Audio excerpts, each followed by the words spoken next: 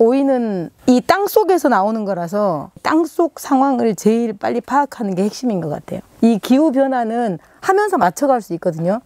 근데 땅 속은 어떻게 우리가 맞춰갈 수가 없어요. 한 해 한 해마다 토양 검증을 기술센터에 보내서 하거든요, 저희가. 저는 7년 전에 기농한 왕흥중입니다. 안녕하세요. 같이 사는 김연임입니다. 7년 전에 기농하기 전까지는 재활용업체에서 30년 동안 근무하다가 개인적인 또 사정도 있고 또 노모도 계시고 그래서 기농을 결심하게 되었습니다. 그럼 대표님 지금 하우스 재배 면적이 어떻게 되는지 한번. 저희 하우스는 실질적으로 지어진 거는 850평 정도로 하우스가 지어져 있고요. 실제로 작물이 들어가 있는 공간은 600평, 900평 논에 850평으로 건물은 지어져 있어요. 오이는 이 땅 속에서 나오는 거라서 땅 속 상황을 제일 빨리 파악하는 게 핵심인 것 같아요. 이 기후 변화는 하면서 맞춰갈 수 있거든요. 근데 땅 속은 어떻게 우리가 맞춰갈 수가 없어요. 한 해 한 해마다 토양 검증을 기술센터에 보내서 하거든요, 저희가. 그래서 거기에 나오는 기준치에 맞춰서 오이를 심어놓고 비료라든지 뭐 필요한 것들을 이걸 집어넣거든요. 근데 땅 속에 아무런 관심 없이 하면은 오이는 망해요. 오이는 병해충 관리와 토양 관리가 중요한 작물인데요. 대표님께서는 특히 토양 관리의 중요성을 강조했습니다. 일반적으로 토양 관리는 정식 전부터 들어가게 되는데요. 땅이 촉촉하고 건강하도록 보습제를 사용하기도 합니다. 토양 관리가 중요한 만큼 토양 검정은 필수로 받아야 합니다. 각 시군 농업기술센터에 의뢰하면 밑거름을 주기 전 토양을 채취하여 검정 결과를 우편이나 인편으로 보내드립니다. 토양 양분 함량부터 12량 예측이 가능하니 적극 활용하시길 추천드립니다. 저희도 한 13cm, 13.5cm 그렇게 했었어요. 근데 저희는 둘이 일을 하다 보니까 일이 너무 힘들어요. 이 기농인 초보자들이라서 일도 손에 안 익어서 느리고 그러다 보니까 저희는 간격이 20cm예요.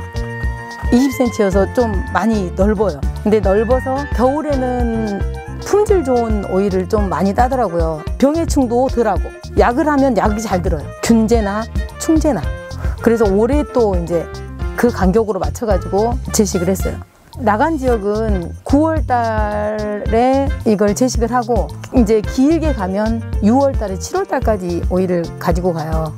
근데 기후변화가 이렇게 바뀌다 보니까 9월, 10월에 채식을 많이 해요. 한 35일에서 40일이면 수확을 해요. 농약을 사용할 때는 구매자들이 이 농약을 많이 한다고 해서 걱정을 많이 하는데 식품관리원에서 그거를 수거해서 무작위로 수거해서 그걸 가지고 검사해가지고 예를 들어 오이에서 등록이 안 돼 있는 약재를 사용하게 되면 그 잔류가 나오지 않을 때까지 농장을 폐쇄를 시킨다든가 오이를 수확을 해도 밖에 나가 판매를 하지 못하고 폐기 처분해야 됩니다. 저희들은 등록된 약재 아니면 사용하지 않습니다. 안심하고 드십시오. 대표님 제가 지금 하우스니까 하나씩 제가 좀 눈에 들어오는 거 그걸 한번 물어보도록 할게요. 이 기계는 뭔가요? 이게? 이거는 병충해가 발생하거나 예방하거나 이랬을 때 방제를 해야 되지 않습니까?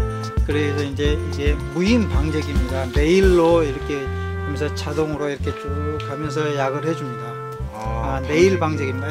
안개처럼 분사되는 것도 있다고 아까 들었는데 그거는 어떤 건가요? 이거는 천장 쪽에 보면 여기 지금 쭉 보면 요 호수 있지 않습니까? 여기에 이제 여기에는 노즐에서 그 안개식으로 해서 그 방제를 농약을 살포하거나 또 영양제를 공급할 때 이렇게 저쪽에서 안개식으로 해서 나옵니다.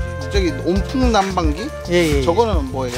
기름으로 사용해서 밤에 이제 춥지 않습니까? 겨울에 춥거나 그랬을 때 저희 같은 경우 최저 온도를 지금 11도를 잡고 있는데 온도를 설정해 놓으면 자동으로 예를 들어 11도를 맞춰 놨지 않습니까?